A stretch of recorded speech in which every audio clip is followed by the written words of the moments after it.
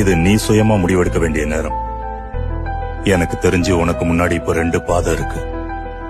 முதல் பாதையில போனா நடந்ததுக்கு நீதான் காரணம்னு உன் மேல பழி போட்டுக்கிட்டு வேற ஏதாவது பண்ணிருக்கணும்னு தொடர்ந்து யோசிச்சுக்கிட்டே இருப்ப. நீ தனியா இருப்ப, அதனால வேதனைப்படுவ. இதுதான் உனக்கான தண்டனைன்னு நீயே நம்புவ. ஆனா 2வது பாதை இருக்கு.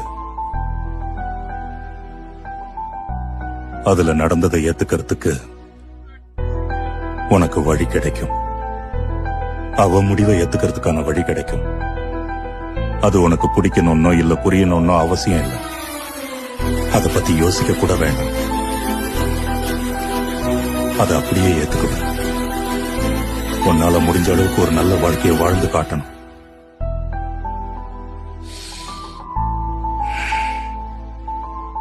நான் முதல்ல சொன்ன பாதையில ஏற்கனவே போயிருக்கேன். அது உனக்கு வேண்டாம்.